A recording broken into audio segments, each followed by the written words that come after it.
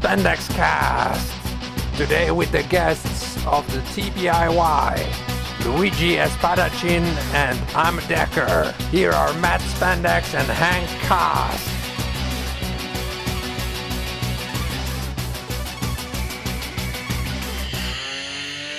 Hello guys, this is SpandexCast. We're on episode 1 of season 2. Yay, season 2. Yeah, because we didn't even finish season 1, but that's okay. You have seasons? Apparently. Yeah. Anyway, I'm Rage, and Okay. say hello to the rest. Matt? Also known as Red Buster. What's up? And our guests. Introduce yourselves. Not all at once. Don't all jump on it. Hello, everybody. I'm a Decker, also known as Gerbil, also known as Harlan. I don't care I just get a new name. Also known as Choppy. Whatever. Yeah. I will fuck your eye holes. Whoa! Can't say that. I will bend. You can't say that on the show. And our other guest. Hi, this is Luigi Espadachin. Yeah, and these guys just finished the TPIY on Ranger Vision, so that's why they're on the show today. Luigi's team. You guys got first place. Yeah. And then we wanted to have someone from our second place team, but they couldn't come on today. Not to diminish your win, Luigi, but I just would like to remind everyone that one of our reviews was that our story was too smart. And it feels like we won. Which judge said this? 4. Yeah, Judge that's something that redeemed our story. that's something that judge would say. Can't we actually reveal the judges now because, it's over? Can we please? Yeah, I okay. want to know So, who it is. Judge 1 was Gold Phoenix Ranger. That explains a lot. Judge 2 was originally Orange Falcon, but then he quit, so then Ultimate Mikey got put in that position. Okay. Judge 3 was myself. And Okay. Judge 4 was Kamen Rider Decade.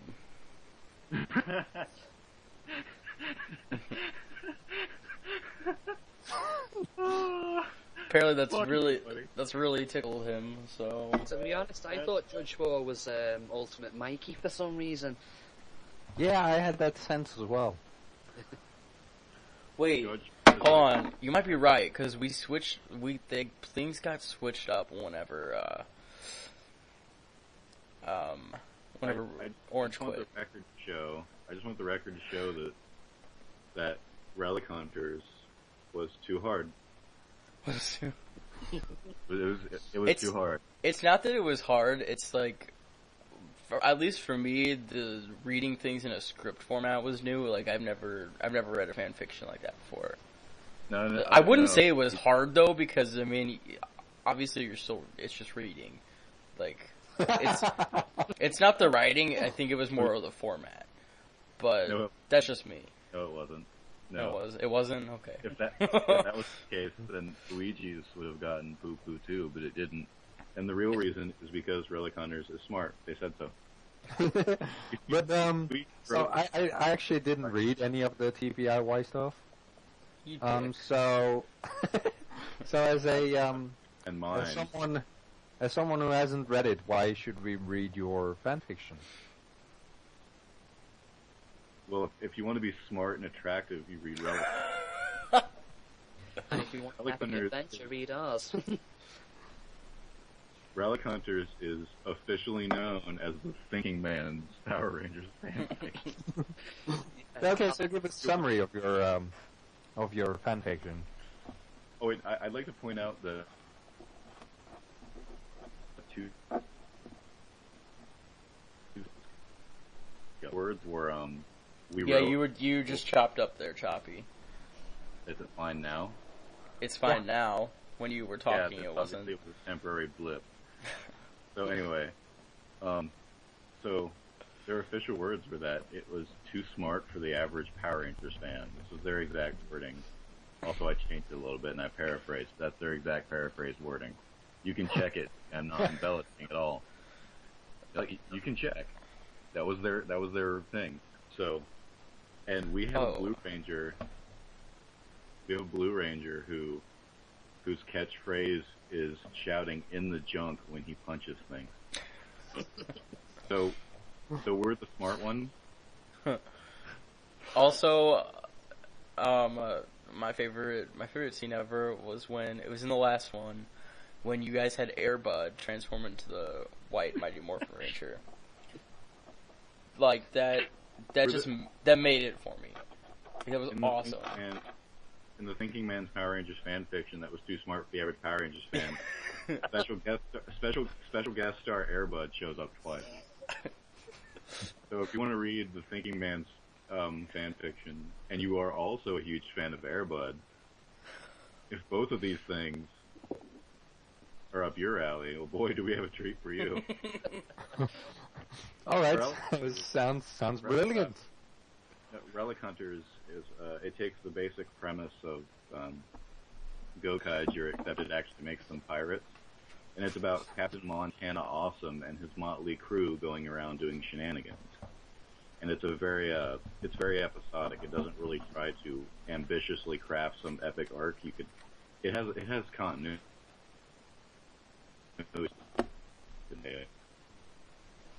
Sort of the story of the Relic Hunter Rangers and the dysfunctional family of Nerox, Emperor of the Galaxy. He's great. It was a great story.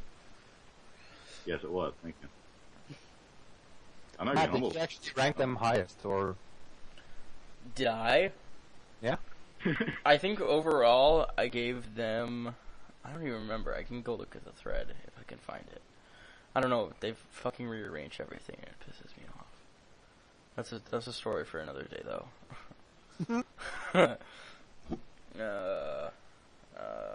Trials of blah blah blah. Oh, blah blah blah blah blah.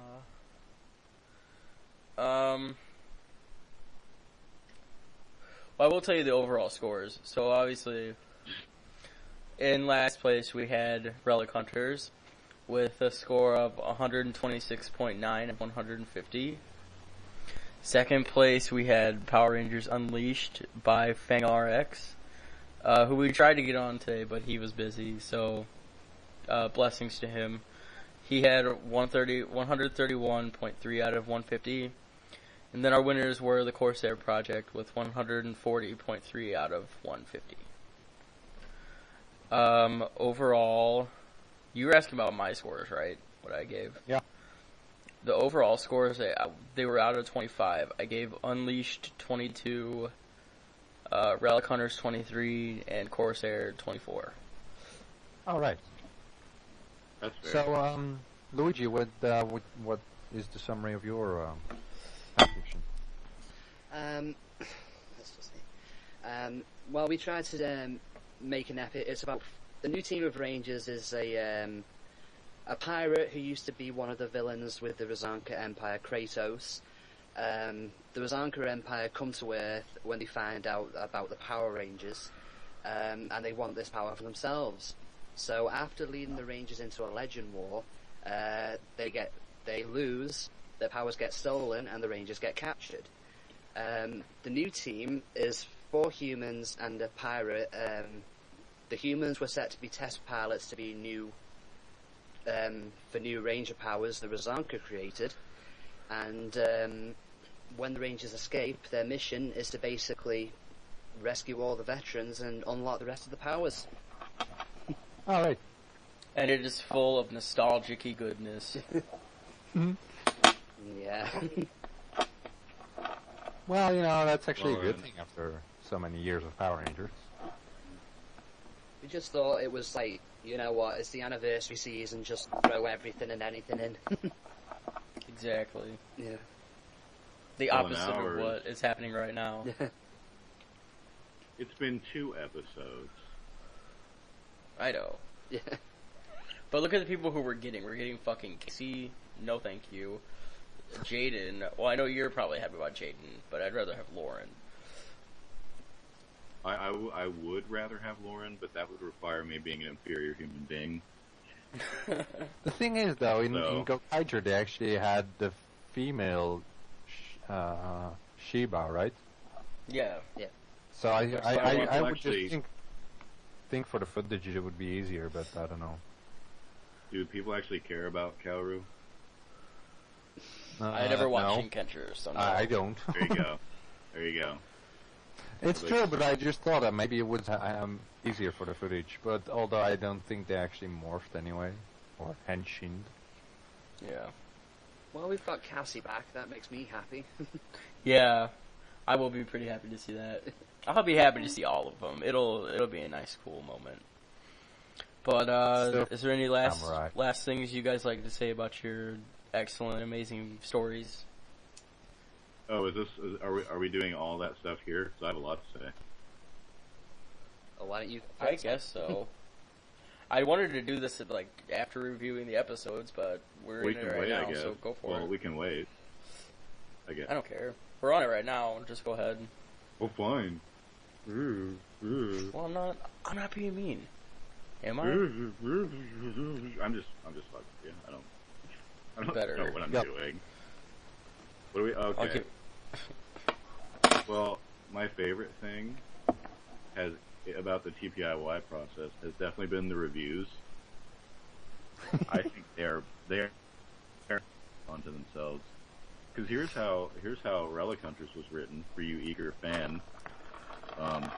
Did you just say eager fan? That's why, yes, That's I'm funny. very humorous. You are, and it shows in your story too. Relic Hunters is very funny. There's It a is. scene where Emperor Nerox, because he doesn't really care about doing stuff. There's a scene where he's holding turtle races in his room, He just and seems, one is named this. What's that? I'm saying he just seems really lazy from what I've read. He doesn't care. Yeah. Well, that's the way the writing process worked was we had 20 episodes, so we're just we're just gonna do whatever we want. We didn't think of a story arc. We just had a bunch of premises each of us wanted to do. And that was what I liked about your story is that because you guys flat out said you're not writing this to please anybody, you're writing this to it's a story you guys want to tell. Yeah, we didn't care about what other people think because well, first of all, because we're used to everyone hating us anyway. We love you. Because that's just shut up, shut up. That's Relic Hunters the story. Oh, this is nice. It's just shut up, shut the fuck. But no, we had 20 episodes. We would alternate. I started with Damien, then Question, then me, and we'd just alternate that. And if we had a premise we wanted to do, we'd just do that. The only exception was we're okay, we're gonna have Silver introduced in the middle, and even that didn't hold up because Q had him time travel back for a couple seconds, which was great. Which, by the way, was the single best idea anyone has ever had. Because he's like, and we're okay, that's cool. He's part 2 is episode 8. It's awesome. When's part 1? He's episode 16. Okay. And we're we love you. And then we all kind of made out a little bit. We just made out. All three of us, so it was weird. And Well, that's fan service. there you go. We're all actually very beautiful men. I don't know if you know this. You are. But that's another reason why Relic Hunters is great, because it's written by beautiful men. I mean, listen to this beautiful, deep voice of yours. Jesus. I know. What is going on here? That's what? But a lot of the best part of Relic Hunters was we had no real ambition whatsoever. We didn't plan out.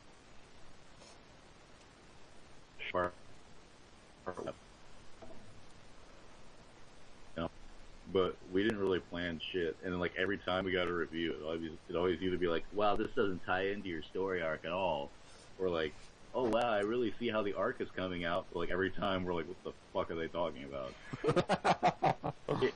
It taught me a lot of fascinating things about audience responses because I do want to get into TV eventually, which is the funny thing. And it taught me that there's one very important lesson for all you aspiring writers out there, whether it's fan fiction or otherwise. Don't listen to a fucking thing anybody says, because the person who reads your story is probably retarded. Probably. Well, it sounds a bit like how art people look at art. Sometimes it's like, well, you can really see how deep the painter is, and it's like the painter is like, well, I just threw something together. Yeah. Yeah, exactly. And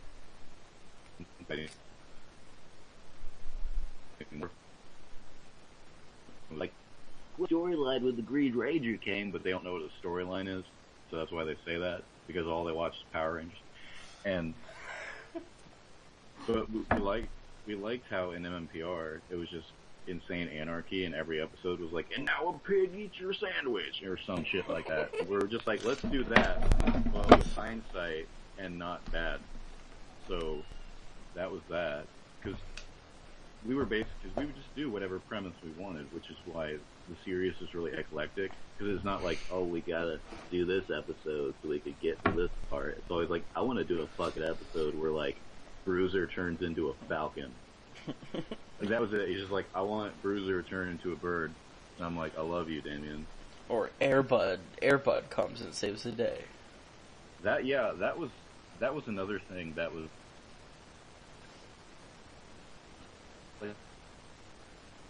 Choppy. Chop, Yeah. chop, chop, chop, chop. Oh, is it good now? Yeah. Yeah. Alright, well, because there would be, like, surprises, and it's like, alright, guys, for episode 4, you gotta make one guy, like, fucking do jumping jack. But it was like, but, like, all the surprises would be shit we already did, except, like, the first one, which I just ignored, because I had already written the episode, like, a week before the surprise came out. And I'm like, I don't want to change this and shoehorn shit in, we'll just make it up later.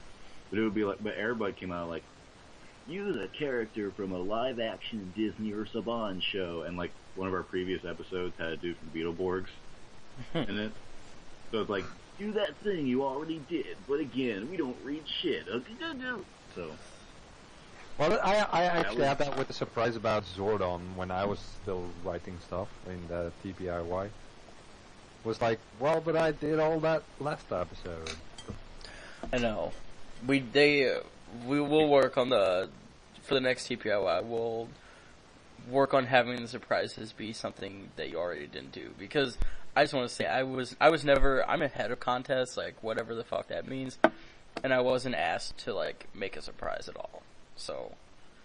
No, at first I'm pretty sure Orange Falcon made the surprises, which isn't that weird. And you know, when there were more stories, I didn't think it was that weird that some were like, well, you already did this, so you're just screwed. I thought like, well, you know. Like, but then there's like 3 of them. Yeah, exactly. Then it's like, well, you could have at least. Yeah. It might as well have said one surprise should have just been write a chapter this week. Like it should have just been that. It's just like write anything. Surprise! The deadline is a week early. Well, like I said, we'll work on the surprises for the next one. I promise you. The surprises were bullshit. But the other amazing thing was I learned a lot from like just reading reviews to my things. Like here's the first one of mine that was a personal favorite. I'm going to talk about this, I guess, because one of my episodes was episode 6. The one where, like, I guess most of you won't know, only Matt will know. But it's this one where the Relic Hunters are thrown into alternate realities based on different Power Ranger seasons. And it's like, it's because of a malfunction, because the Green Ranger is bootlegging the Ranger keys, and they get into like a space storm because this makes sense. And they're all shot into different realities where they're in all their ideal.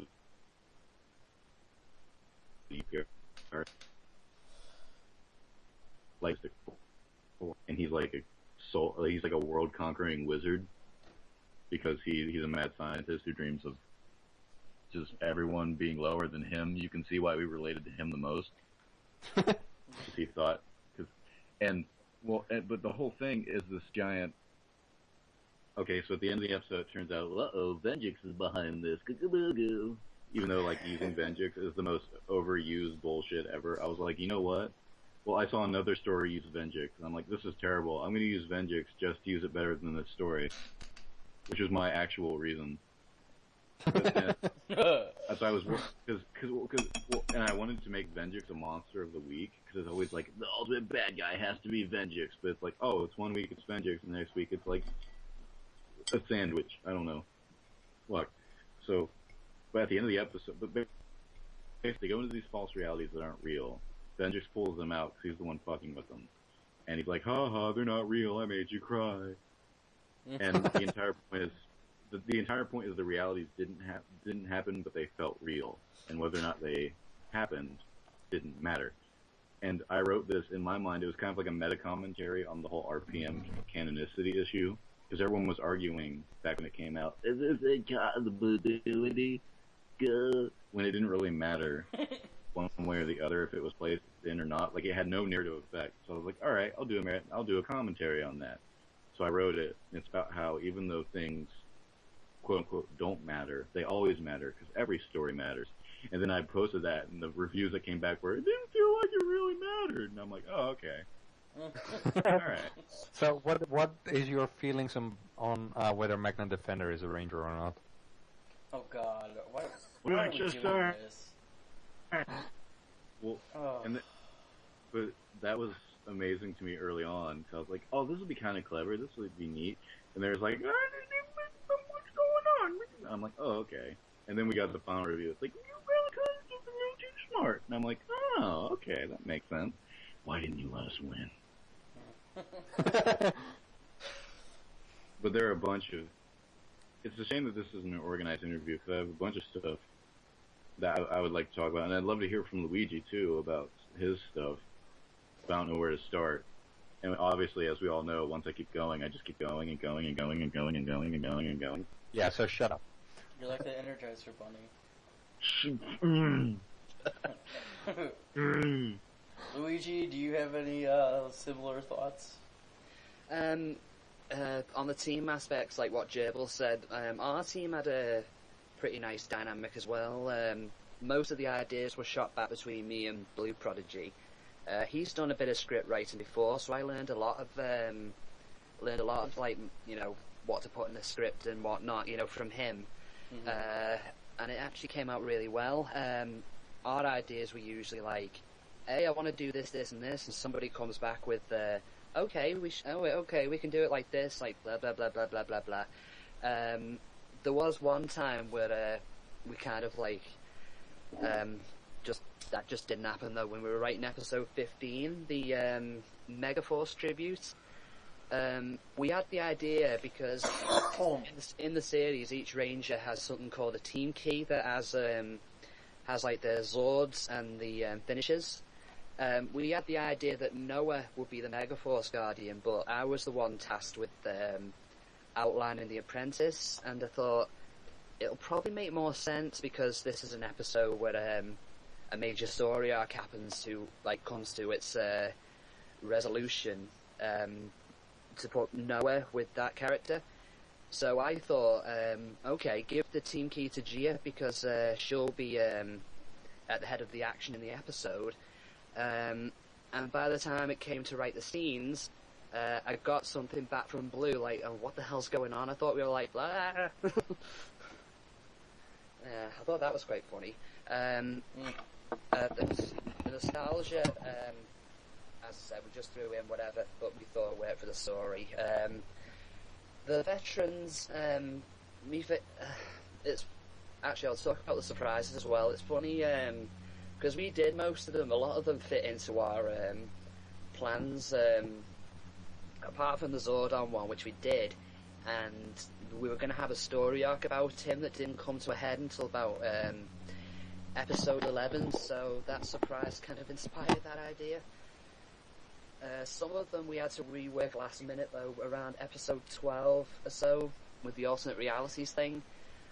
We already wrote the outline for, actually it was episode 13, Magic in the Forest, where the Rangers are trapped in an alternate dimension, and we thought, yeah, just call it the Dark Wish dimension and make it like Dark Wish, that would be, yeah. Yeah, that That was was awesome. Yeah. You guys got any questions for me to jump off of, or? Well, I was wondering. So, are you basically saying that you were kind of lucky with the surprises kind of fitting in, or did you actually have to do a lot of work? For most of them, yeah, we were quite lucky. Around episode 8 or so, which was like include a returning Power Rangers villain. The one we brought back, Miratrix. We were gonna bring her back anyway, like later on in the series, and I thought, oh well, no harm bringing her in now. I think the only one we outright ignored was the last one, but that was because what we had planned for it didn't really quite gel with what it was. What was the last one? I can't remember. The app where the Rangers basically have no powers. Oh, okay. Yeah. We had a good setup for it with the episode 18 cliffhanger, but there was loads of stuff going on. I mean, the main villain was meant to have gone in episode 19. We had the Thunder Force. What else did we have? We had the RPM tribute. We couldn't really work it in. But that's okay. Yeah. It was still a great story. You all did really good. I'm proud of you all. I mean, we used On the subject Vengeance. of cameo. Yeah. Sorry? Oh, you can go ahead, but if you have more, go ahead. The RPM cameo was Ziggy, if anybody was wondering. I knew it was perfect. We used Vengeance. Yeah. Oh, go ahead. I was just gonna say I did read the first episode. And I did, despite myself, I actually did really like the scene with Dr. K and Boom. That was pretty silly. That was cute. I liked it. Yeah. That seemed like a natural fit.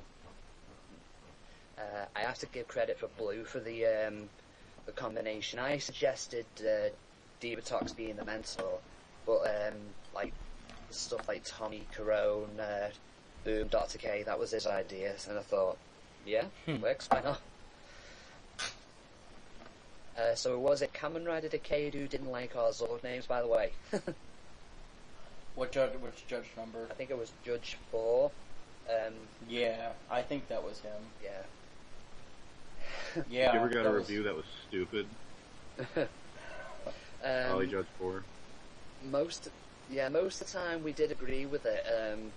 I think the only one we kind of disagreed with, well, depending on your interpretation, basically what we got was he didn't like what we called the weapons, like the Morpher, the Blaster, the Megazord, and I remember him saying, Empire based on evil and destruction came up with those names, really? And I thought, okay. We did try and lampshade it though in a later episode, like Ned, the main villain, berating the dunderhead who named the Megazord. I was gonna say something, but I forgot. Well done. Well, on the subject of cameos, because it was Oh. the anniversary thing. Yeah. Did you have something, Matthew? Oh yeah.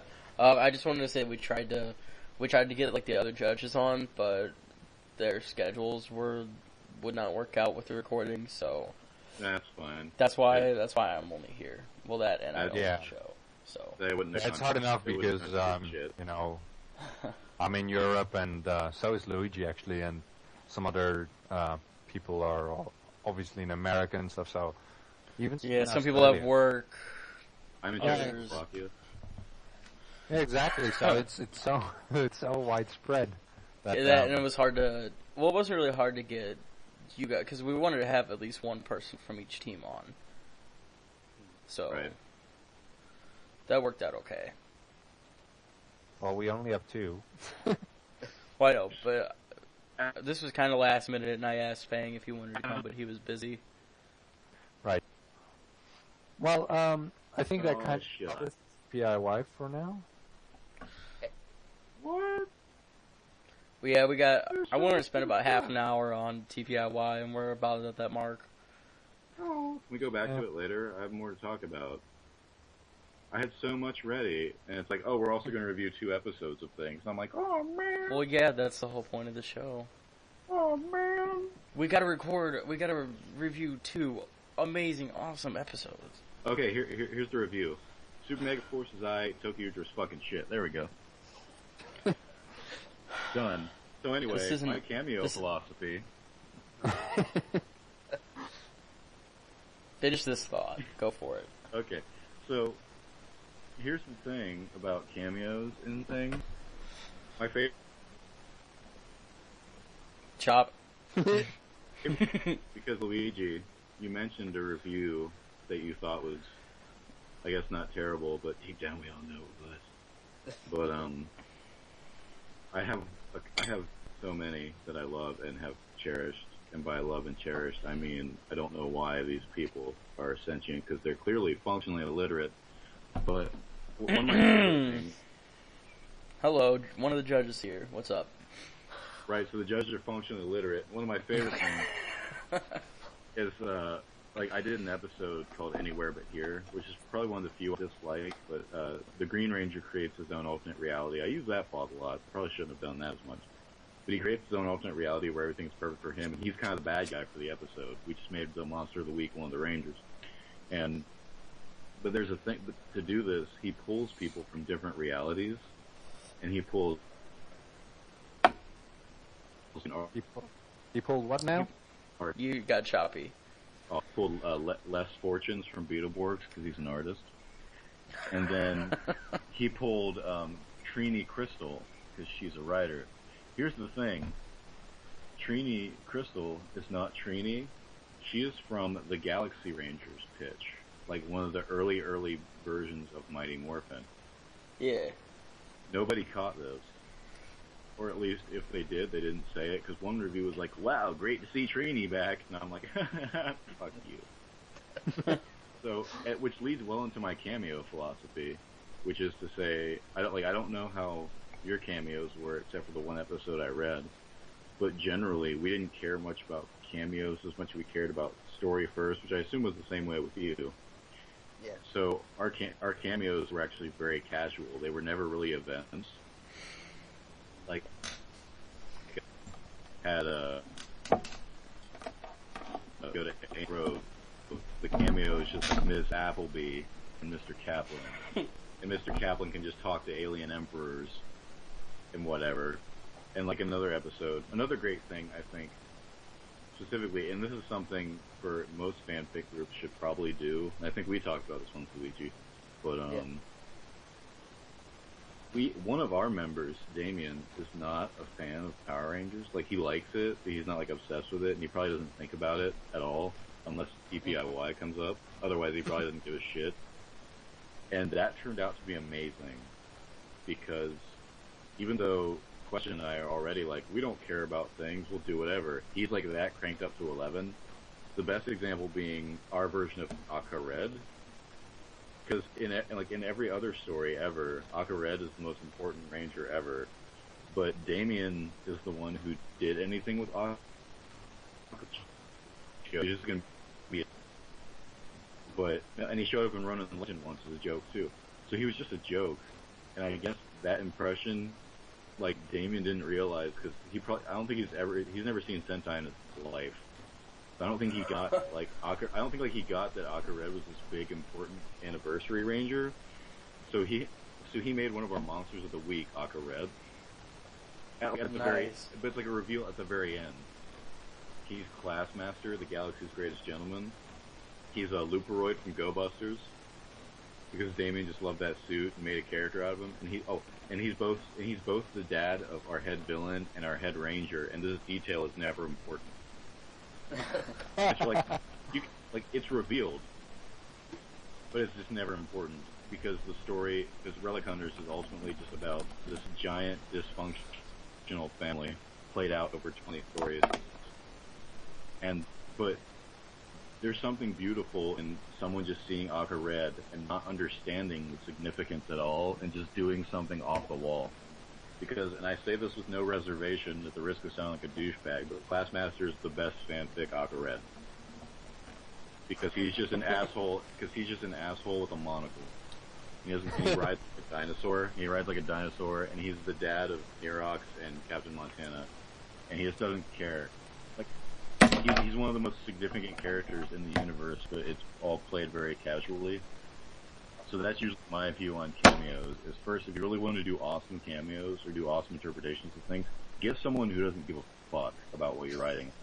Because they will do shit you will never. I'm not kidding. They will do shit that you will never think of, and you'll be like, "That's fucking brilliant." And our cameos are all really casual. Like Ninjor is one of our Angel Grove teachers. Like he just teaches. Oh, that was one of my favorite parts. He just teaches at Angel Grove High, and also Airbud exists, and he's amazing, and we had the best cameos. I mean, Luigi, we both wrote very evenly, and there's really no such thing as being better. Yeah. No, we have the best. It's funny you mentioned about cameos, actually. While most of ours were, basically random, if they were doing like a focus episode, we'd think, okay, what Ranger would work best with the character that's being focused on? Like, we did a focus episode for Clark in episode 4, which was a Time Force tribute as well.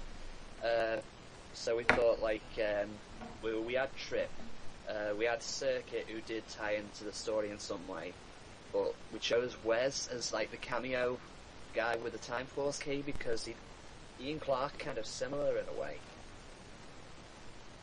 Right. Yeah. Most of the stuff with cameos on our end was about a combination of whether or not it served the story and if it furthered the characters we were using. Yeah. Is another thing. Because we mostly just didn't want to be like, oh, here's Tommy. He's doing the shit. What's that guy up to? What's that going on? What's that thing? So a lot of them were either pretty off the wall choices.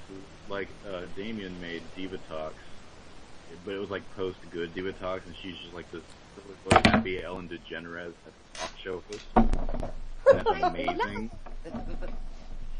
Yeah. You should have made her Candelila. Oh my! You should have. Well, Candelera shows up. But Remember? I think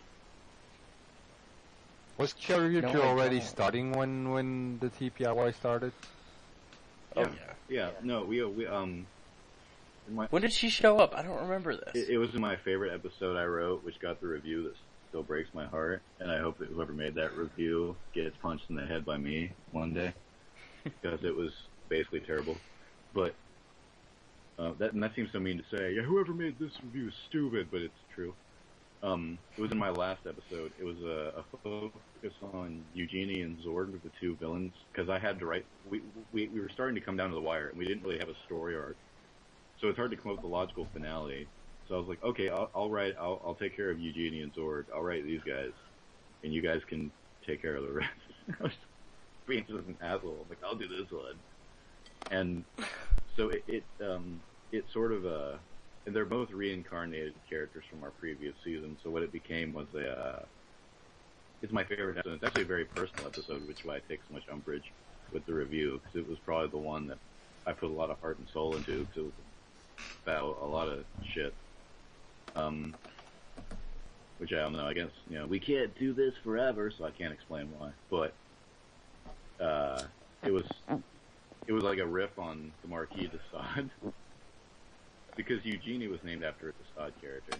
Because Eugenie from the Marquis de Sade stuff is one of my favorite literary characters. She's the student in his work. His work is all about how basically you should just murder people and fuck people as much as you want. And who cares?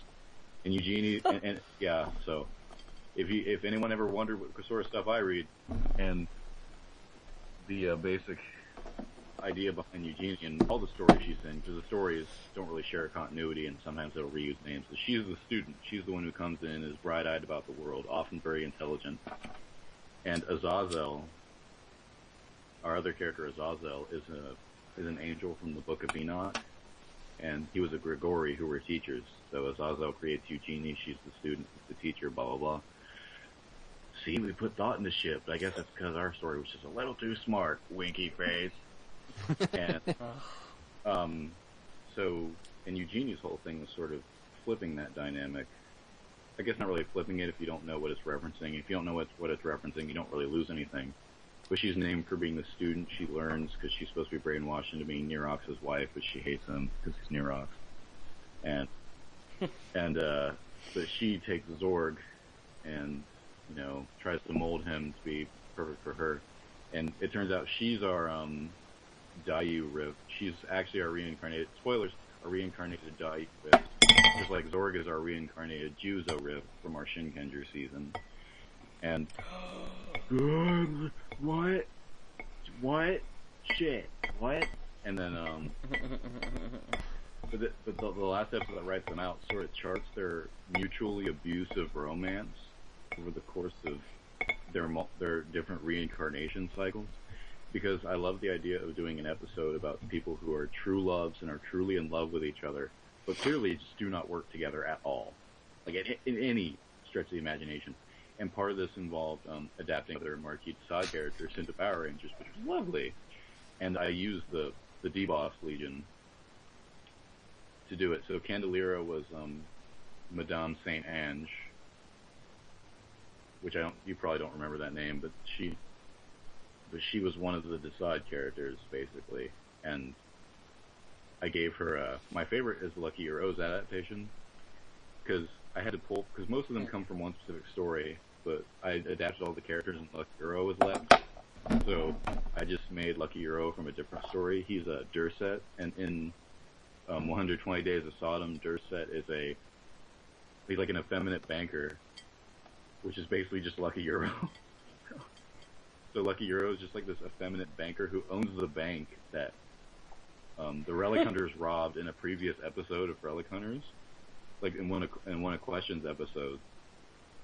And there's a brief little continuity bit where Dursa is just being his goofy, effeminate self, and he just mentions that, oh yay, Chef Mackay was our bank, yay! And Chef Mackay was sort of like the Gordon Ramsay ripoff our Pink Ranger imitated for the bank heist to work, because there was like a restaurant right next to the bank, and it was all a thing. But it was, but the D-Boss Legion. Awesome. So Candelira did show up, and the D-Boss Legion were the Marquis de Sade characters, which actually makes sense because they're all about the impulses of your, desires and whatnot, and how you should be rated. Emotions. Yeah, exactly. And D-Boss are emotionally based characters, so that makes sense. Yeah. So I threw those together, and the reviews were like, "We didn't read this, but here's how great it was." So there's that. But yeah, so Candelira did show up. I'll have to go back and read that. But before we move on, I just want to say that for real, I'm not. This isn't me like shitting on any teams or anything. Like I mean that this time. It's not like a joke. Like I'm not shitting on any other team or anything, but just Question and Damien, my two teammates. They seriously wrote some of the best shit I've ever read, and I love them to death. They should probably be here instead of me because they're infinitely better than I am. Oh, you all were great. Like, y'all give boo. But like, Source of Strength final episode was phenomenal, and the fact that dude, that script came out for like 80 pages. That's barely not a movie. You wrote a fucking movie over the weekend. Gerbil, our finale came up to like 100 pages. Well, did you write it over a weekend? No, we wrote it over a week. There you go. Shut up. No, but I'm just kidding. That's actually pretty awesome. That's impressive. So I'm glad that your team did something like that too. But you nearly wrote a movie over the fucking weekend, and he also did there was the World's Enough Time 2-parter, and there was the Bank Heist episode, and he wrote he was just so awesome. And then Damien did he did Criminal Records with the origins of all the different characters, and he did the Mad Thumbs Falcon, where Sexton signs the Devil's Pact with Bruiser's name, and thus Bruiser turns into a mutant fur. But it was just it was really awesome, and I love them both, and I love that Relic Hunters wasn't so planned, and all of our different styles got to shine through. Well, So I give a shout out. I'm gonna give a shout out to my peeps. So if my two peeps are listening, you guys are my peeps, and I'm shouting out to you. You guys are. Before we move on, I'd like to give a shout out to my team as well, Blue Prodigy and the Doctor. I love how we all came together and we just wanted to create an awesome story, and then that's exactly what we did. I mean, Blue came up with a good chunk of the story arcs that I helped develop, like the Juno arc. He suggested the idea of the Die Rangers, which I developed into the Thunder Force. Mainly, he was the one who did the Connie's character arc as well. Her revenge quest against Ravina. The Doctor didn't do like that much planning, but what he did, it's like really well. Sorry, that just came out really wrong. Yeah, Doctor, you didn't do shit. Shit. Fuck you. That came out wrong. What I meant was. We know. Yeah, everyone. We knows. know. Just messing with you. Yeah, I know. I think the lesson here is that we're all awesome. Yeah. If we're all doing shout out to FangRx for doing awesome. He did. Was his team? Was he like alone and not with a team? Yeah, he did this all by himself. Oh wow. Yeah. Also, I want to give one more shout out to Gose Manta for creating what was truly the greatest story. I think we can all agree. Did you guys read that one? Nope. At the beginning, yeah, but he dropped out pretty early. It's a shame. His was easily the best one. And by the best one, I mean it was the worst thing I've ever read. Literally. Well, we're not here to diss people. I am. Well, we're positive people.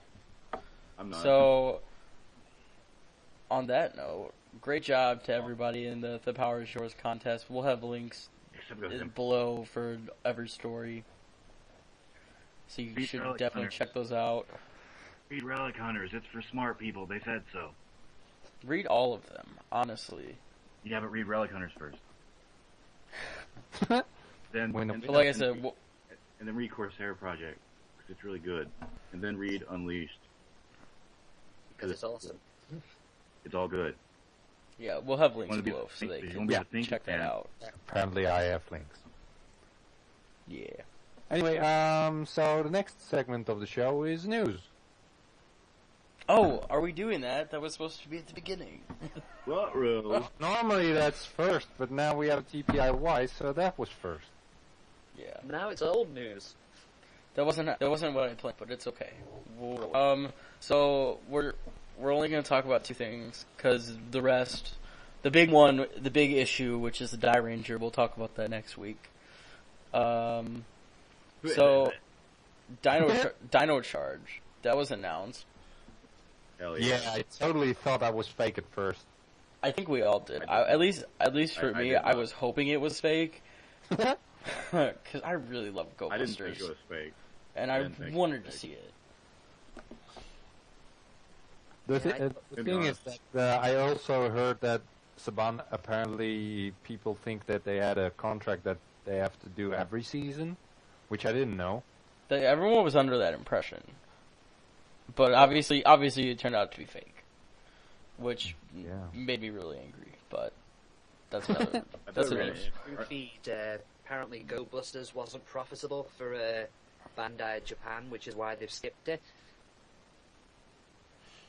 Yeah, I'm confused by that because I actually haven't seen Go Busters yet, but from what I saw from the mecha, it seems like you can change them into a robot and a animal and a vehicle. So I'm like, why wouldn't they like this? I know, it was awesome, but apparently children suck. There you go. Apparently, though, elements of Go Busters might be in Dino Charge. I'm not quite sure what. Yeah, they're talking about they're going to be incorporated somehow, but So they didn't skip Go Busters. Whether or not that's going to work. Maybe that's just to avoid the whole contract they apparently have. I don't know. Whatever. I'm still salty about it. I don't really care what seasons they use as source material. I don't give a shit. I mean, I'll still watch it, but Yeah, I mean, Kyoryuger isn't bad, so it might. oh god, no! It's the farthest thing away from bad. It's the best Sentai ever. It was perfect. It was perfect. Even better than Akiba Ranger.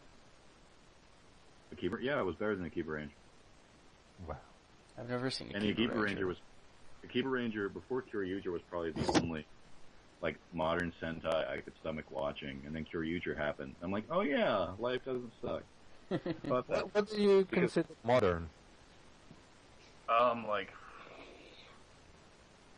it's a good question. Like I don't know, Ava Ranger on, Deca Ranger on, maybe somewhere around that area. Right. I guess that works. I did hate Deca Ranger. Why? I didn't see it. Well, it was just there was no overarching story, at least not that I could figure in the first. Well, oh, that's bad. As demonstrated by fucking Relic Hunters, you don't need an overarching story to have a good story. No, but it has to be good if it doesn't, and it wasn't. Well, that's because it's Sentai, and it's just a bunch of like stock plots with one-note characters most of the time. Yep. Like all the time. But no, guys, Sentai's the smart one and intelligent. For adults.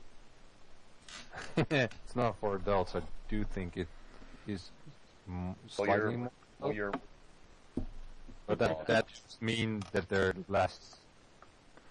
So, question for you guys: do you think they're gonna make any of the male Rangers female? Because Saban has never done a one female team before. Actually, I think that Dino Thunder and stuff like that was. That wasn't Saban though. That was yeah, right. Disney Walker. I don't think so. I think they might because they're trying to create a brand and I think Nickelodeon will probably want them to appeal to both male and female viewers. So maybe they'll make the Black Ranger female. I don't know. See, I think black would be good. Because other people are saying green. I think green is more likely. No, I mean, because if you look at the Kyoryuger footage, the show, I don't know.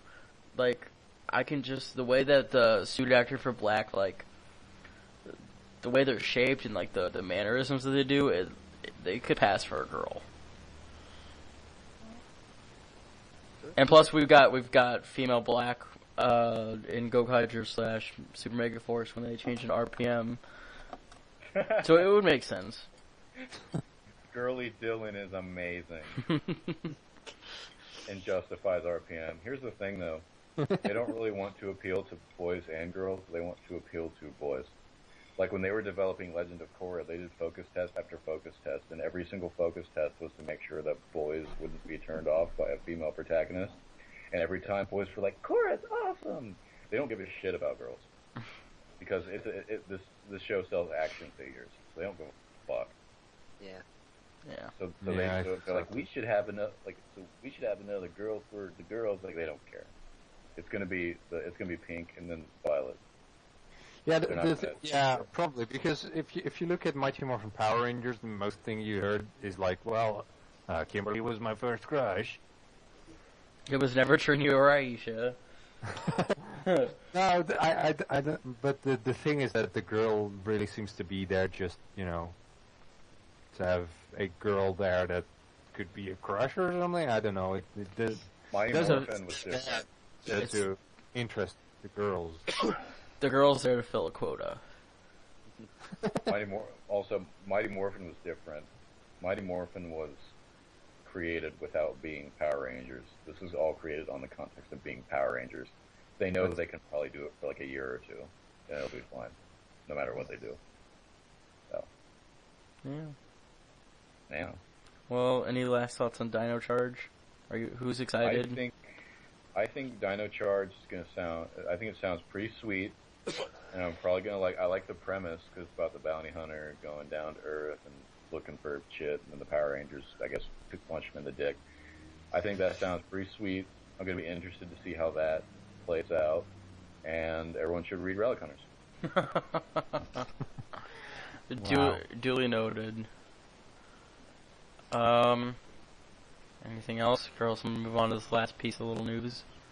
Well, let's go to the next piece of news. Okay, so if you've been living under a rock, you should know by now that there's going to be an orange Telcuger. What? Yeah. It's orange. Oh, okay. It's the first, well, I guess the first orange one over there, but it'll be the first Orange Ranger here if you don't count what's-his-face, Boom. I do count that. You do count Boom? count He that. was unofficial, though.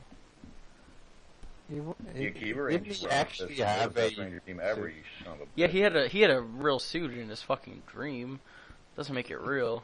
All right. Not in our world, it wasn't. Yeah. But, All right. I Well, you know, it's all kind of iffy whether someone is or isn't. he's the first 6th Ranger Orange.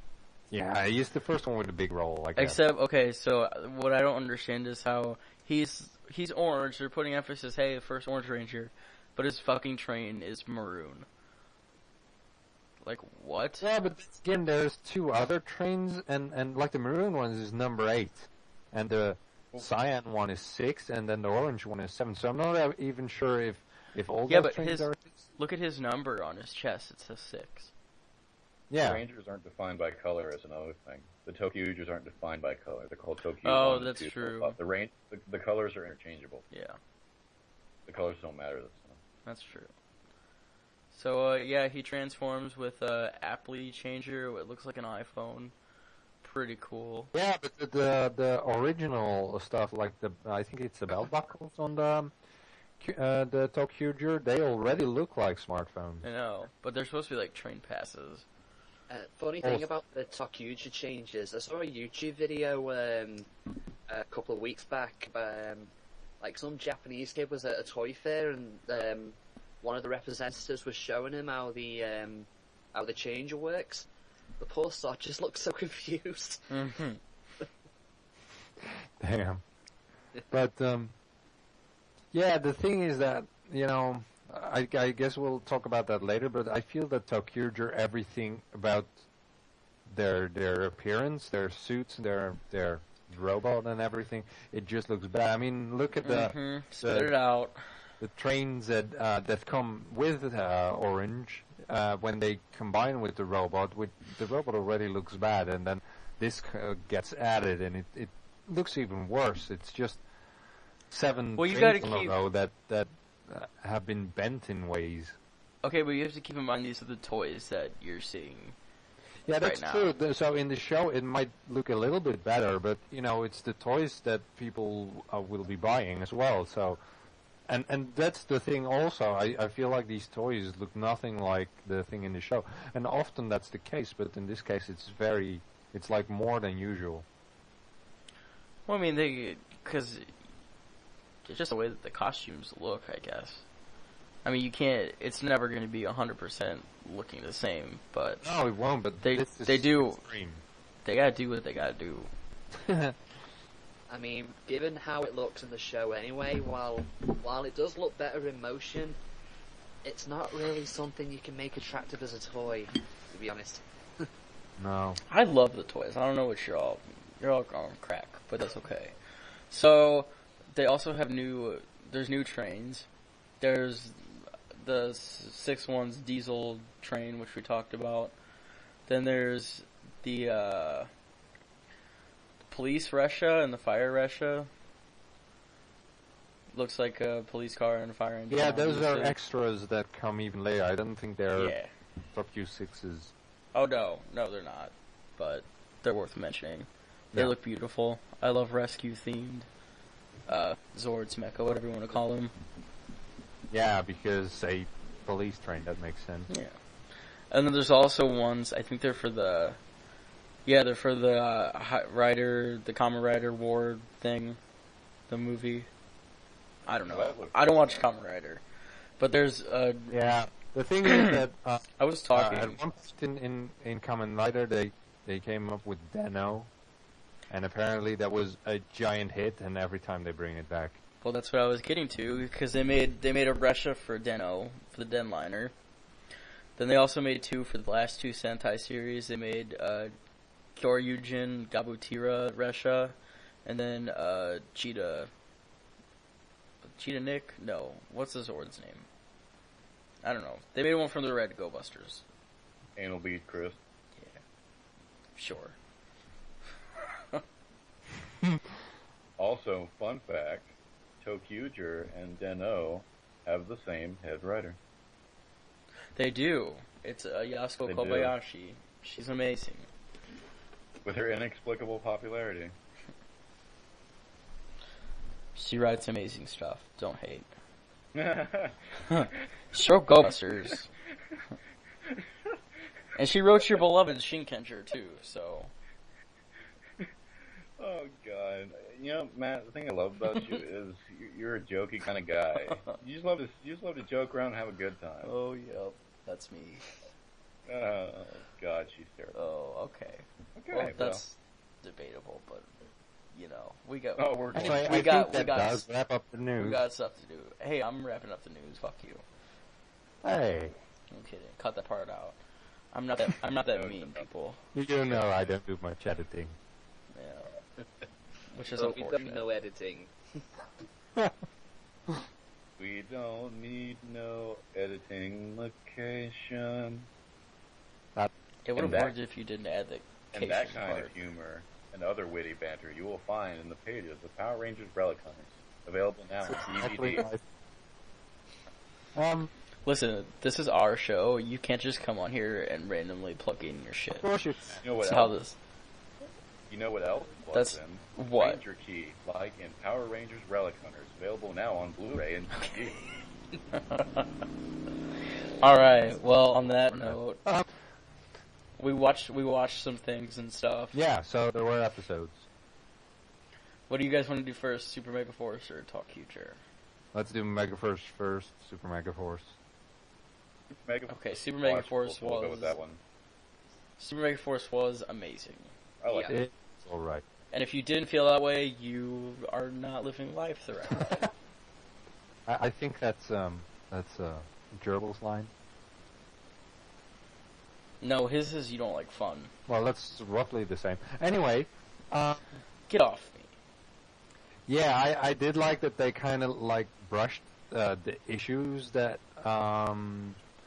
that were raised with this season, like how is black becoming green? And they're like, well, there's a That was my favorite part. explanation for this, and then the monster appears. That was my That favorite part of shit. the episode because when I first heard that they were gonna do this Ghost Ager mix up thing, all I really wanted was for them to say a line recognizing him changing colors, and they did that, and I was happy. So Yeah, I just thought it was great, especially with some people. I mean, the thing is that it never was much of an issue before, I guess, that the colors changed. It was never an That's- issue. People are just stupid. And, you know, in the show, I mean, we know from Gokaiger, and you can actually just realize this because the seasons have been having different colors over time, because they change into the old suits, they will change colors themselves inside an episode anyway. So, right. You want to know my favorite thing about all the complaints about black and green leading up to this? How are they going to justify the comic relief character acting so goofy? Oh, that bugs me because they've done it before. I People mean, Jake's kind of goofy anyway, so... exactly. People are like, "Oh no, Jake is more like Joe." I'm like, no. No. Because people were like, "Oh yeah, they should totally switch them. They should have Noah, Megaforce Blue, morph into Green Ranger, and then Jake, Black, morph into Blue." And I'm like, that makes no fucking sense. You are an idiot. well, actually, Well, to they be really fair- did set it up right, because Jake actually, you know, he constantly hit on what's her name again? Gia? Yeah. How can you forget her name? You are terrible. Right. You So do that there. he keeps hitting on her, but that fails. So he both kind of, you know, teams up with her for Ghost Sager footage, which was handy, and he also becomes a bit of a comic relief for the footage now. Yeah, because in Ghost Age the characters were siblings. Yep. Yeah. I mean, that's it kind of worked out that It's way. boring. They did it quite well. It was smart of Also, them. in Ghost Ager, everyone was boring. Yeah, Ghost Ager was so bad. I kind of skipped after like episode 30. I couldn't stand it anymore. I can't believe you made it that far. Is it bad that I actually want to watch Ghost Sager? Yeah, it is bad. Because it is bad. Luigi, don't let them stop you from following your heart. If you have time to do stuff and do fun things, it's like you like watch a Sentai you haven't seen yet that is actually not Ghost Ager. So can we talk about how exciting this episode was? Like, just Right. even at the very beginning, where they're saving blah blah blah blah. Emma's in the mall saving Ernie, and Noah's in the school saving him. Like, it was just, and the music really made it, because it was like, whoa, shit's really going down, and you can feel That is it. true, but they kind of come in. They defeat some of those buddy patrollers, and X-Borgs. and they Fucking Dead. buddy, but get out of here. No, Dennis. Get They're outta called here. X-Borg. They're called X-Borg. But to call them putties, no. You need to go. I'll take it over from here. they beat some of those X-Borgs, and then they find some people that are just there, hiding, and they're like, "Well, this section is completely free of X-Borgs now, so you can go." And I'm like, "How did you check that? You didn't even watch everywhere. You just came straight to these people, and you didn't check any other rooms, and you're like, well, it's all clear." You don't know that. Yeah. What do you think they were doing? What do you think they were doing between when what was the last episode? When Endgame left off, and where Super Mega Force picked up? Sniffing Short Squad. They're obviously doing Yeah, they something. were doing something, but for instance, the first shot, I think, what's her name, the pink one? Emma, my God, you are terrible. I'm bad with names. So she comes in. She actually walks into the building. There's multiple rooms. There's a hallway. She walks into a room where a few people are hiding. She beats those X-Borgs, and then she says, "It's all clear, go." It's like, you don't even know if anything is going to jump from the other rooms. She said she got all the ones in the mall. Yeah. Did you miss that? Did you miss She that said part? that, but she walks into a building that She walked into Ernie's brain freeze. yeah, that's not one room. Yeah, I mean, Dennis. You walked into You had, to Ernie's go brain inside, freeze. you had to go inside the thing anyway to get to Ernie's brain freeze, so she had plenty of ground to cover that we didn't see. Right. This is true, but I just feel that we. You're nitpicking. This is nitpicking something that shouldn't be nitpicked. It's okay. And later on, she actually She tells a walked into few, Ernie's brain freeze. and later on, she actually finds a few people, and I'm not sure what actually she did, or someone. She only found But, Ernie. and she tells, What's his name? and a few of these people who are hiding are told actually like, find other people. I'm like, who are hiding? I'm like, why is that safe? That was back at the school with Noah. Yeah, but still, why is that safe? Well, they're trying to get things back to normal. Yeah, I understand that. I mean, but it's if- not if safe it- to go. If a giant alien invasion just happened, are you telling me you wouldn't want things to get back to normal? Yeah, but if you find some helpless people, don't send them back into danger. That's my point. He cleared out the school though. Yeah. We just didn't see it. Oh If he well. cleared it, how is it that he didn't find people hiding? And they have to He look did for find people Yeah, hiding. but why do they have to look for people who are hiding? If he cleared the school, he should have seen them then. Well, I mean, there could have been something that he missed. Like, I mean, I'm sure he combed the school, but like, X-Borgs, I mean, They were hiding. Maybe he didn't see they were hiding really great. there's serious flaws in those plans. But Okay, but let's talk about the beautiful moments when they transformed into the Patch I've got to Rangers. say this now. I love how they've changed into, say, the morph goals of previous teams, like the Corsair project. Read it now. No, when they said because when they say Go-Go Samurai, I'm like, okay, they're just gonna say Go-Go everything. Then they said Magical Source Mystic Force, and I was like, holy shit. You do realize that was the Samurai morphing call. I know, but it was also their morphing call, Go-Go Mega Force, so I thought, like, when they would transform, they'd be like, Go-Go Mystic Force, Go-Go SPD. Oh. Well, Like, that's what I was anticipating. You're wrong. Well, obviously. I was wrong, and I'm happy that I was wrong. What I did like, which I don't think Super Megaforce actually did, but is from Gokaiger, is that they actually add these morphing sequences that you know are much like it happened in that original season, like with the samurai actually, you know, that sign appearing in the air and then covering their helmet to change them into the samurai rangers. Right. I like that because, you know, I think that with the Kamen Rider Decade, which did something similar, it was just like, oh, enter the card and you're suddenly that one. And there was nothing that made it look like the original. I mean, there was very little nostalgia there. And this just does that much better. Yeah. They do it more in the tribute episodes.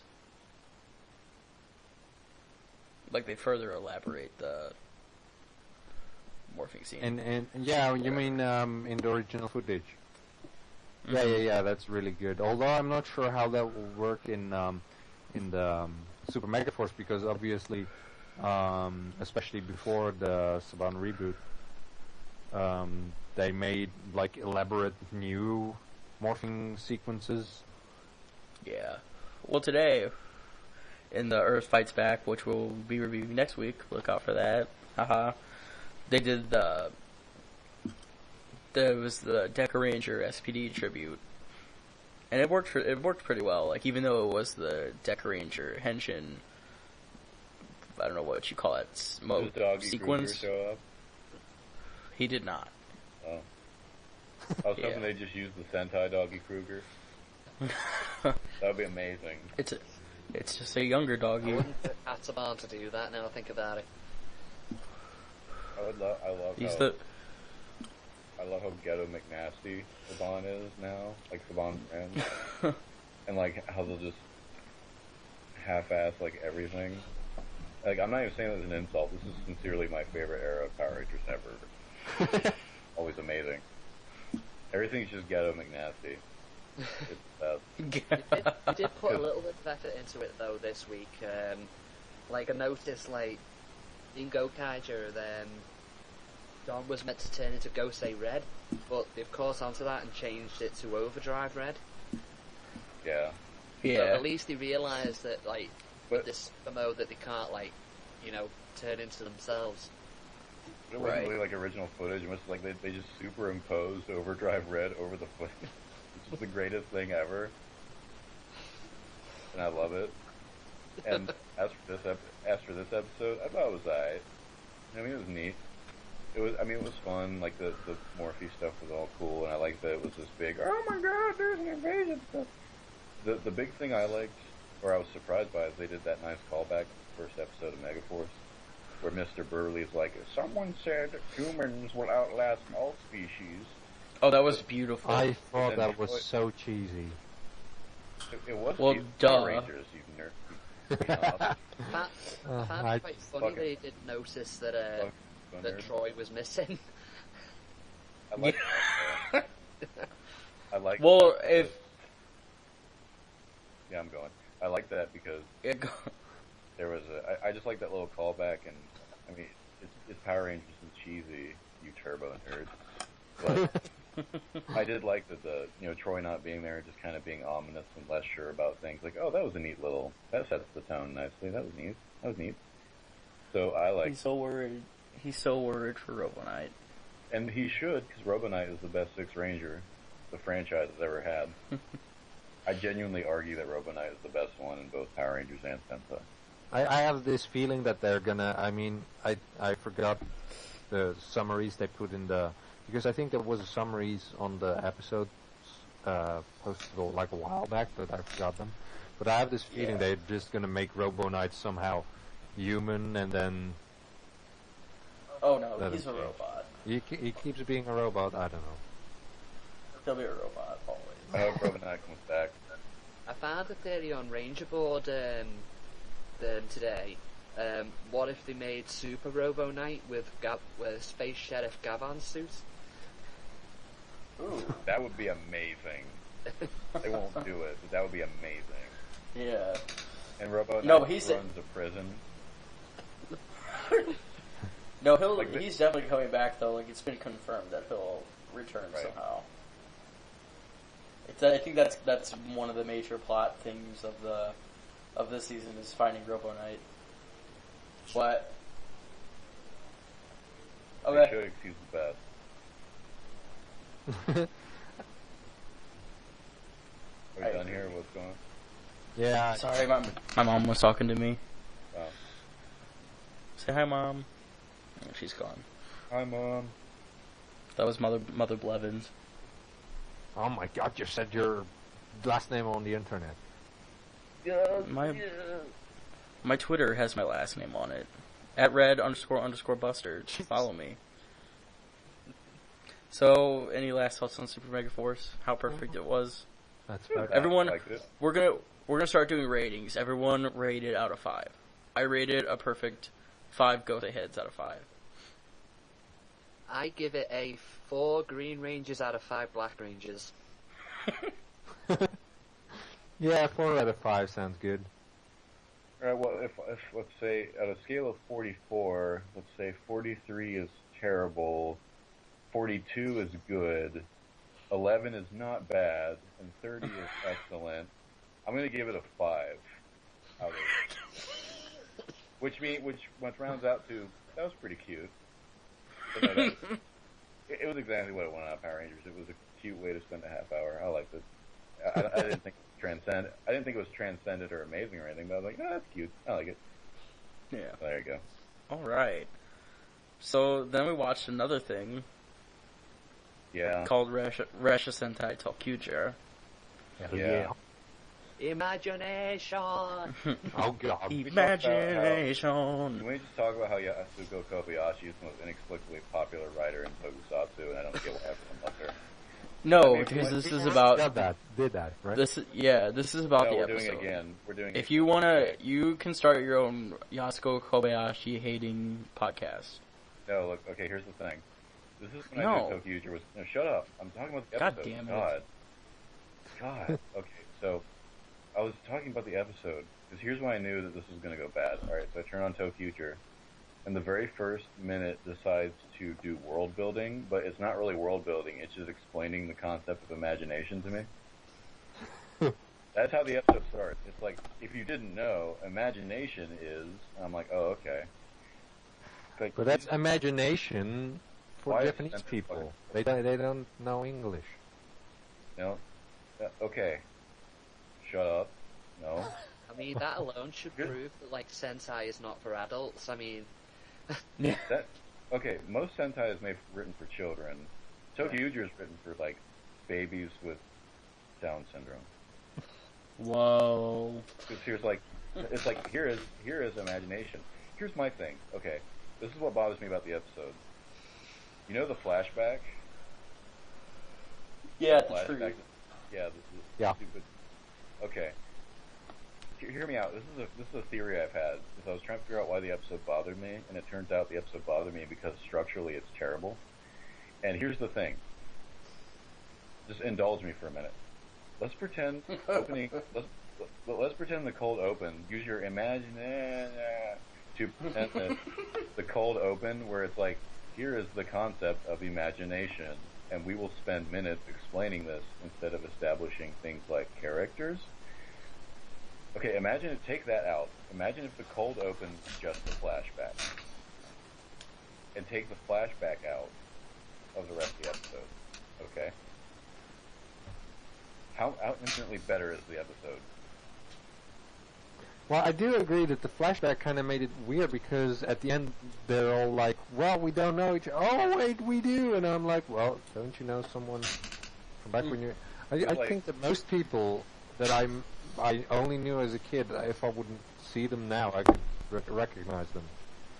Pretty much Okay, but a lot faster to than these guys did.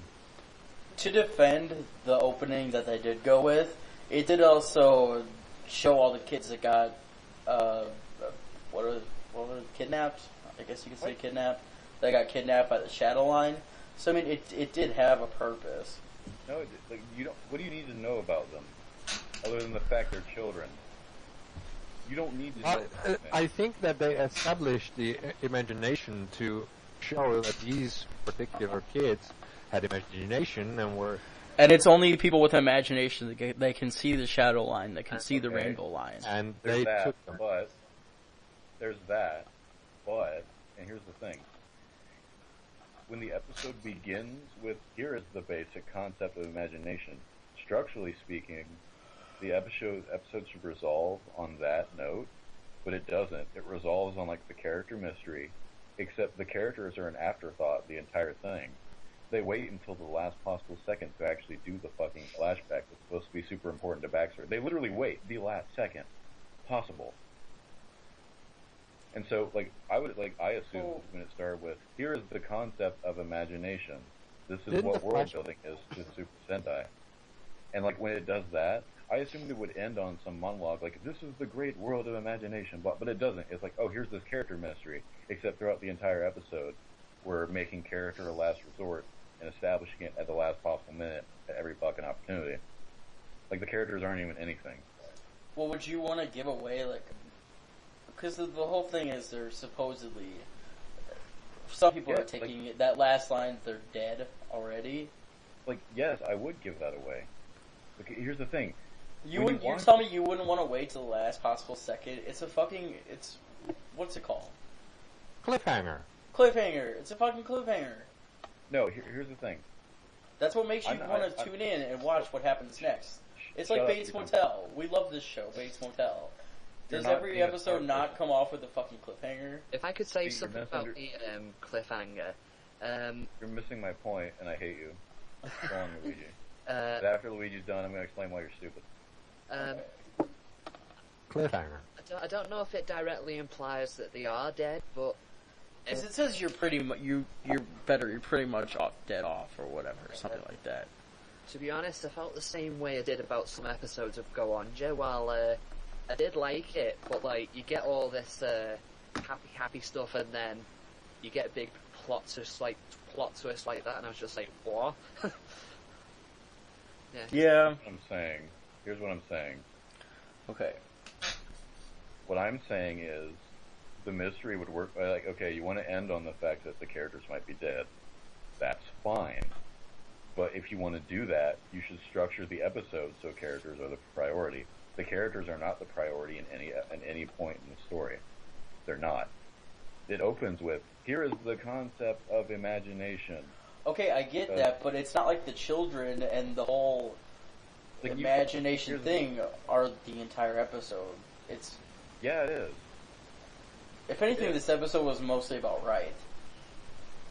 No, it wasn't. You know nothing about him except he remembers the other people. By the way, can I just say that I find Wright a very bad way to pronounce his name? I mean, I very bad character. No, there's just, in the past I've seen more shows where the main character is just called Lighto. And that's what they say, and everyone is like, no, it's Wright. And I'm like, oh. Well, no. I only say Wright because it's a direction, and trains travel in directions. And he also has a giant R on his jacket. So. Yeah, maybe, but, well... I mean, maybe. He does have an R in his jacket. Yeah, well, Raito really also supposed to be right. But yeah, in maybe. the episode, I was actually confused at the start with the subtitles because I felt that Wrights seemed kind of out of place as a word in the middle of that sentence, and then later I understood, oh, they mean his name. Do you want to call him Raito? You do realize that it was capitalized, right? I think that once it confused me, by then it wasn't abnormal to be capitalized there. Can I say something about Light or Right as well? Because I think he's going to be one of my favourite Sentai Reds for one simple reason. It's to do with this imagination thing.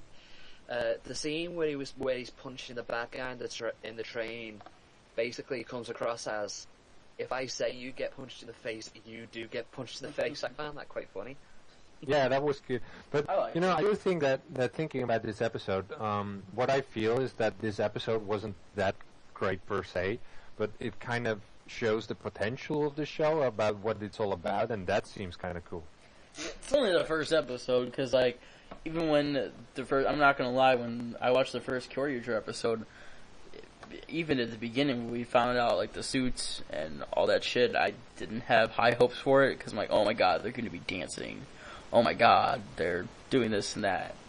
So I think it's unfair to judge the whole season, or how you think the whole season will be, by the first episode. Here's the thing.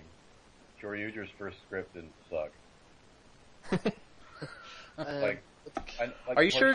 Are you sure it's the script that's sucking and not the translations?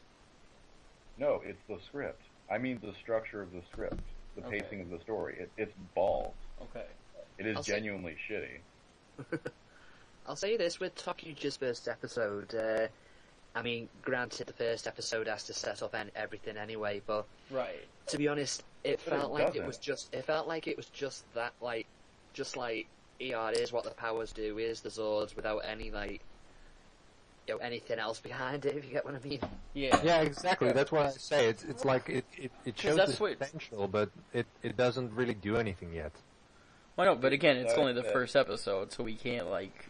Yeah, but for, the first episode itself, if you look at it as just an episode, it wasn't that great. I don't know, maybe I'm just weird, because I loved it. Maybe, I thought it was amazing. But you're all saying that like, oh, it's fine because it was just trying to establish, like, the powers.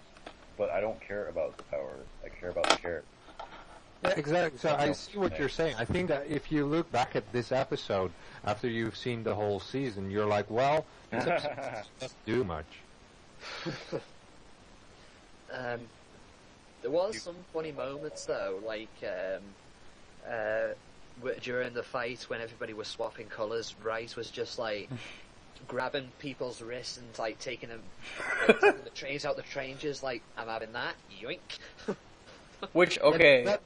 That's all cool, but that's, again, all just establishing what this season will do and what the features are. See, and then that's the one thing that I don't like about Tokyuger is the color swapping thing. It doesn't, like, if it had a purpose, yeah, fine, but they're just switching colors to switch colors. But I think that's actually the thing. In the episode, they actually said you shouldn't do that without reason. The train conductor actually says that. So I'm assuming... And I'm not sure whether this will actually hold true, but I'm assuming that in the future they'll only do it if it does have a purpose. Yeah. Or at least some contrived purpose. I hope so. Hopefully, I don't know, I'm hoping that it's like just a beginning thing and towards the end they'll stop doing that, because it's kind of annoying. It's hard to keep track of like who is who.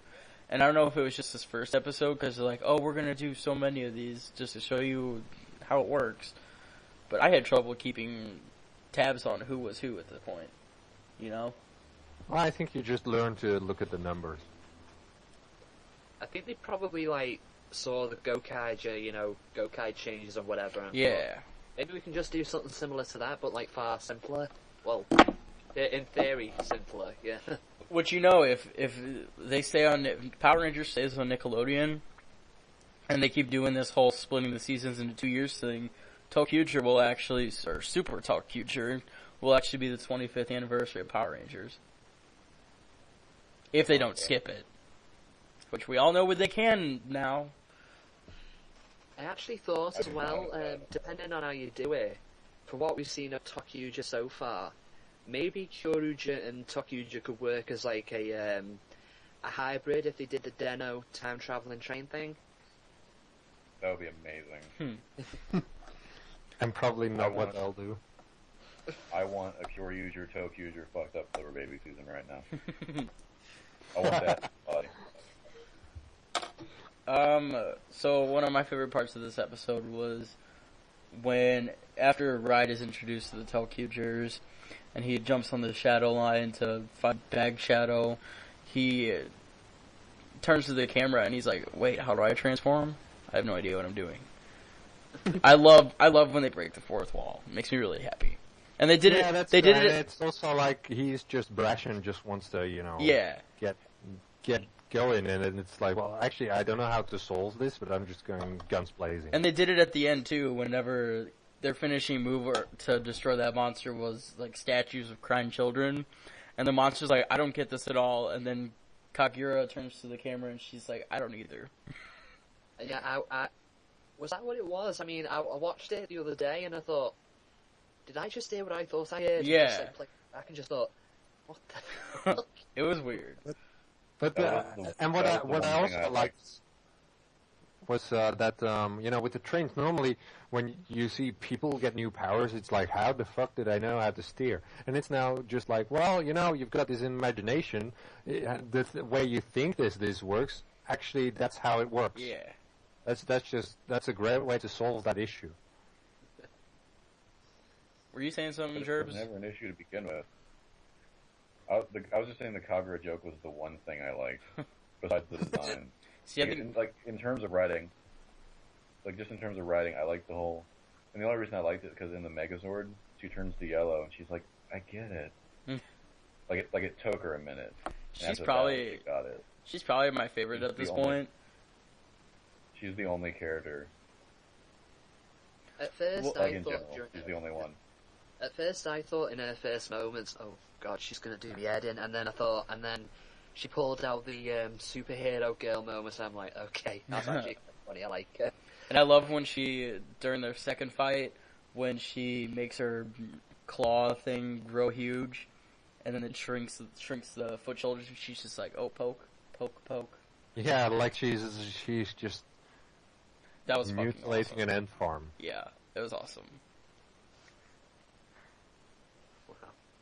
What I did think, because when I first saw stuff about Tokyuger, I was like, well, I don't like the suits, I don't like the robot, and The suits, suits still look so much better in the show. They really do. well, I mean, they're less obnoxious, but I still think they're kind of plain looking. But the thing is that the way they actually change into the suits, and the way the trains work and how they combine, that's all very cool. And then it's just, well, and now they are in these suits, or now they are the robots, and that just still sucks. But at least the way they get to it is nice. Yeah, a friend of mine who doesn't watch Sentai, I think I mentioned this story before.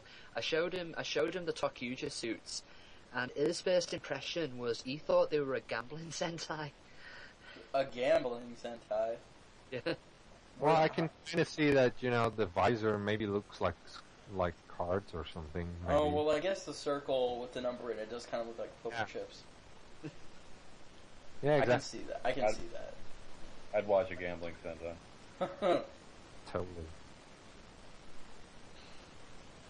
Yeah, so, I mean, So basically, Jaka. any last thoughts on Tokyuger? I have final thoughts. Sup?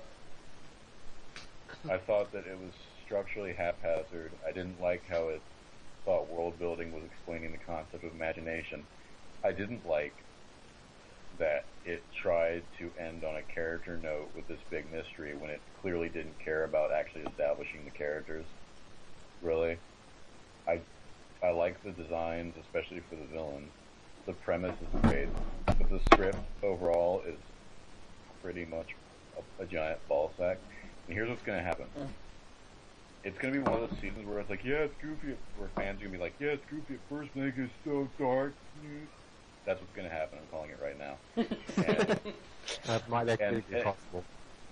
And the thing is, it's going to bug me because people are going to be like, oh, well, I like it, or I don't like it, and it's always going to talk about the tone and how it's goofier, because for whatever reason, goofy is inherently bad to people. And as someone who loves Car Ranger more than life, it's not about the tone. It's just about the fact that it's not good. Yeah. So I don't really like that it tries to prioritize its own mystery before its characters, because I have no reason. Like, people are like, "Whoa, they might be dead," and I'm like, I don't know who these people are, so I don't really give a shit. The structuring of the cliffhanger, not the cliffhanger itself, sucks balls. The characters are boring, except for Kagura, who's amazing. The designs are great, and it's going to be the season that is really goofy, but it's going to have like a vague sense of drama, so everyone's going to say, "But it gets so dark later." I don't know. die. I don't know if they'll Like take this. I don't think they'll take it in a dark direction. Quote. Yeah, they dark. will. Yeah, they will. I think there's a And- chance. Yeah. I don't know. It all And- seems too goofy for me. And it's gonna be stupid when it happens. And the response is people are gonna suddenly like it more because they're stupid man children. And I'm probably not gonna watch much more because I didn't like it. And Yatsuko Kobayashi ruins every premise she's given. Also, you can find Relic Hunters right now on Laserdisc. You know, if you don't watch Shokuju, you can't come on the show anymore. Okay, That's a requirement. You have to watch both to come on the show. but then I just won't come on. But we'll miss you. I don't care. Anyway, yeah, Whoa. I Whoa. what? Everyone rated out of 5. Hey, can I think you Okay, only have well- one final thought. Okay, no, if good is a light magenta, and if bad is purple, and if okay is like an aquamarine, I'm gonna give Tofuger black. Well, Figure out what that means. hey, it's whatever your heart wants it to mean. I will give it 4 out of 5. Trains. Well done.